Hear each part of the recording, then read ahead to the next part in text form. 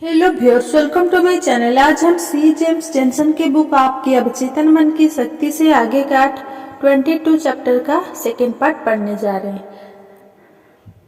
डर का सामना करने में स्व संवाद का महत्व यही है कि हम ये जान लें कि हम सभी में हमारे विचारों को नियंत्रित करने की शक्ति है।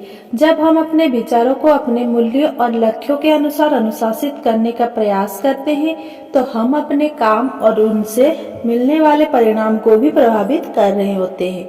वास्तव में 99% मामलों में हमारे डर का कारण हमारे विचार ही होते हैं, और यदि हम अपने विचारों पर नियंत्रित करना बखूबी जान लेते हैं तो हम अपने जीवन से डर के उन सभी विचारों को निकाल बाहर कर सकते हैं जो हमें बेवजह डराते हैं और हमारे जीवन पर हावी होने का प्रयास करते हैं। आइए अब डर और गुस्से के बीच के रिश्ते को जांचने का प्रयास करते हैं। जैसा कि हमने इस अध्याय की शुरुआत में ही लिखा है, वास्तव में हमें गुस्सा इसीलिए आता है कि हमें किसी वस्तु को खोने का डर सता रहा होता है।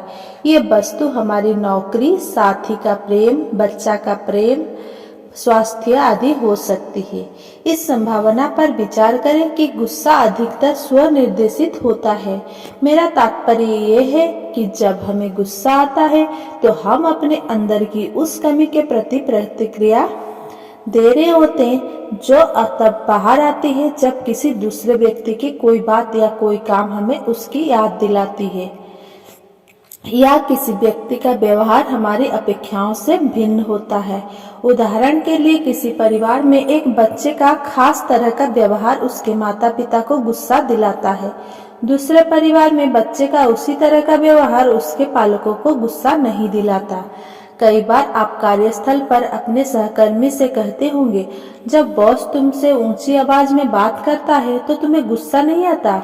और आपका साथी कहता है, नहीं, बिल्कुल नहीं, मुझे तो यह मजेदार लगता है। मेरा तात्पर्य ये है कि जब हम गुस्से की भावना से ग्रस्त हो जाते हैं तो हम इसका सामना और अच्छी तरह से कर सकते हैं यदि हम ये जानते हैं कि यह गुस्सा किसी और द्वारा किए गए काम के कारण नहीं, वरन हमारे ही मन की भावनाओं के परिणाम के रूप में सामने आया है।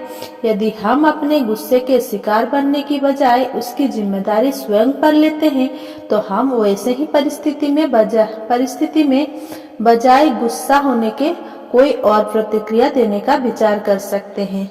अपनी प्रतिक्रिया को स्व निरीक्षण द्वारा निर्धारित करने का एक तरीका ये हो सकता है, जब भी मेरे बच्चे मुख्य दरवाजा खुला छोड़ जाते हैं तो मैं इतनी परेशान क्यों हो जाती हूँ? क्या मैं हमेशा ऐसी स्थिति आने पर उन पर गुस्सा होना चाहती हूँ? क्या ऐसा इसीलिए होता है कि मेरे पिता भी मेरे ऐसा करने पर बहुत नाराज होते थे? क्या कोई इससे बेहतर तरीका हो सकता है जिससे मैं बिना नाराज हुए इस स्थिति का सामना कर सकूं?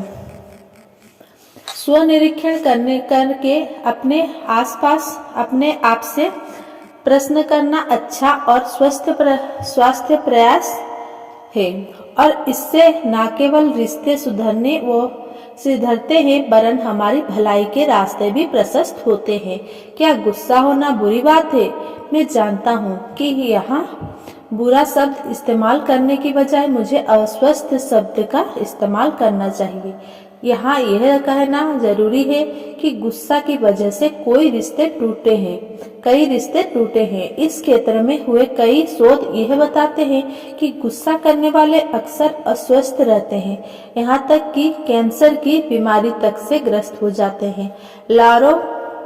लारा हक्सले ने you are not the target शीर्षक से बहुत अच्छी पुस्तक लिखी है जो कुछ सुझावों पर जोर देती है। इसके अनुसार अधिकतर स्थितियों में गुस्सा अपत्म प्रेरित होता है। जब कोई व्यक्ति आप पर गुस्सा होता है तो इसका अर्थ इतना ही है कि उस व्यक्ति का गुस्सा तो किसी न किसी रूप में बाहर आना ही था। आप बस उसके गुस्से की राह में गलती से आ गए हैं। मैं इस एक उदाहरण से समझाता हूँ।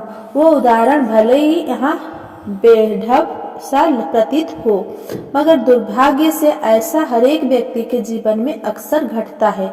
मेरी ने अपने पति जॉन के लिए बढ़िया खाना पकाया था और वह उसके साथ एक शांत रोमांसी शाम बिताने की कल्पना कर रही थी। इसके विपरीत जॉन का पूरा दिन दफ्तर में बहुत ही निराशा और परेशानी भरा बीता था और वह गुस्से से खदखदा रहा था। जब वो मुख्य द्वार पर आया तो मेरी ने मधुर मुस्कान के साथ उसका स्वागत करते हुए कहा, आज का दिन कैसा था प्रिया? जॉन ने गुस्से से जवाब दिया, एकदम बकवास। तुम यहाँ दिन भर घर में टीवी देखती रहती हो, कभी मेरी कुर्सी पर बैठकर काम करके देखो, क्या क्या झेलना पड़ता है। जैसे कि लारा अक्सर कहती है, आप लक्ष्य नहीं हो। मेरी बोली, जॉन मैं तो तुमसे प्रेम करती हूँ। मगर जॉन ने उसकी ओर देखा तक नहीं, क्योंकि वो अपने बॉस की ही चिंता में डूबा हुआ था। मेरी तो संयोग से उसके रास्ते में आ गई थी। ये उसका पालतू कुत्ता भी हो सकता था जिसे जॉन ने गुस्से में एक लात मारी होती। उसके बच्चों हो सकते थे। भगवान ना करे वो उसकी सास भी हो सकती थी। उस समय जो भी जॉन के सामने पड़ता उसे उसके मन में जमे गुस्से को शिकार होना पड़ता। आप इस उदाहरण पर हंस सकते हैं, मगर आप भी यह मानेंगे कि ऐसा हमारे साथ हमेशा ही होता है और हम इसी विरोधाभास के साथ जीते हैं कि हम उसी को सबसे अधिक तकलीफ पहुंचाते हैं जिसे हम सबसे अधिक प्रेम करते हैं। उन लोगों के व्यवहार को ध्यान में लाएं जो रास्ते पर कार चलाते समय क्रोधित हो जाते हैं और पागलों जैसा व्यवहार करते हैं। प्रेशर कुकर में एक सीटी होती है, जब दबाव अधिक बढ़ जाता है तो सीटी पर उठती है और अतिरिक्त दबाव बाहर निकल जाता है, जिससे ढक्कन उछलता नहीं है। हम भी अपने आप को काम में, ध्यान में या किसी अन्य गतिविधि में व्यस्त रखकर अपने तनाव को कम करने और गुस्से पर प्रेशर बल्ब लगाने का काम कर सकते हैं। हालांकि मैंने अब तक ऐसा किसी शोध के बारे में नहीं पढ़ा है जो जीवन शैली और गुस्से के संबंध को बताते हैं, मगर यह मेरा अनुमान है कि जो लोग पौष्टिक भोजन करते हैं, रोज व्यायाम करते हैं, शराब आदि का मामूली सेवन करते हैं और रात को अच्छी नींद सोते हैं, उनके जीवन में गुस्से की घटनाएं कम होती है। बनस्पत उनके जो मोटे होते हैं, ज्यादा खाते हैं और बहुत शराब पीते हैं। जीवन शैली और आत्मविश्वास की भावना का भी गहरा संबंध होता है। जिस व्यक्ति की स्व अवधारणा कमजोर होगी, उसके मन में अन्य लोगों के प्रति, दुनिया के प्रति गुस्से की भावना अधिक होगी और वह हर बुरी घटना, रिश्तों में अति कटुता आदि सभी के लिए स्वयं को टारगेट बनाया गया या पीड़ित किया गया महसूस करने लगता है और ये सभी घटनाएं उसके जीवन का हिस्सा बनती जाती है। अंत में, जैसे कि पहले भी सुझाया जा चुका है, आजकल चिकित्सक भी अपने मरीजों को स्वस्थ रहने के लिए जीवन शैली बदलने और अधिक से अधिक गतिविधियां में स्वयं को व्यस्त रखने की सलाह देते हैं ताकि तनाव को दूर किया जा सके। व्यायाम और पोषक भोजन हमेशा ही इन सुझावों का हिस्सा रहे हैं, मगर आज अधिक चिकित्सा व्यवसायी योग, चाय और ध्यान के लाभ को भी समझने लगे हैं। आइए शब्द डिजीज को देखें। जब हम इसे दो हिस्सों में तोड़ते हैं तो हमें दो शब्द डिस और इज मिलते हैं। शारीरिक व्याधियों और बीमारियों अक्सर मानसिक या भावनात्मक अवस्थाओं अस्वस्थता का परिणाम होता है। सामान्य दिशा निर्देशों के रूप में इस कहावत को अपनाना चाहिए। परिस्थितियां कभी भी तनावपूर्ण नहीं होती, हमारी प्रतिक्रियाएं तनावपूर्ण होती है। जब हम गुस्सा होने की प्रक्रिया को अपने चुनाव के रूप में स्वीकार कर लेते हैं तो हम तुरंत क्षमा मांगकर स्थिति को सुधारने और किसी व्यक्ति के प्रति गुस्से में दी गई प्रतिक्रिया से हुए नुकसान की भरपाई हेतु खुले मन से प्रयास कर सकते हैं। क्या अब हम समझते हैं कि डर और गुस्से के बीच क्या सहसंबंध है? क्या आप गुस्से में दी गई अपनी किसी प्रतिक्रिया को याद कर सकते हैं जिसमें डर का तत्व समाहित ना हो? यदि यह वाहन चलाते समय रास्ते में किसी पर आए क्रोध का मामला हो, क्या उसके पीछे अपने प्रिय व्यक्ति की दुर्घटना का भय नहीं छिपा होता, या इसके पीछे ये भय हो कि वो किसी और के लिए आपको अकेला ना छोड़ दे। यदि आप अपने बॉस से नाराज है तो उसके पीछे क्या आपका मन में नौकरी जाने का डर छिपा हो सकता है? अगली बार जब आप क्रोध का अनुभव करें, सहज भाव से अपने आप से कहे, गुस्सा करने का समय समाप्त हुआ। मेरे मन में ऐसा क्या है जो मुझे गुस्सा दिला रहा है? मैं किस बात से डर रही हूँ?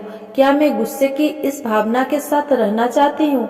यदि इन प्रश्नों के उत्तर नहीं में आते हैं तो अपने मानसिक चित्र को किसी सुहावने चित्र में बदलें। उनके बारे में सोचें जिन्हें आप प्यार करते हैं, जिनके प्रति आप कृतज्ञता महसूस करते हैं, और इस तरह से स्व प्रयासों के द्वारा धीरे धीरे डर के क्षेत्र से स्वयं को बाहर ले आएं तथा प्रेम के असीम क्षेत्र की ओर स्वयं को ले जाने का प्रयास करें। जैसा कि जॉन मिल्टन ने अपनी पुस्तक पैराडाइज लॉस्ट में लिखा है, मन की अपनी एक जगह है और ये चाहे तो जीवन को स्वर्ग बना सकता है, ये चाहे तो उसे नरक बना सकता है। Thanks for watching. Please like, comment, share and subscribe.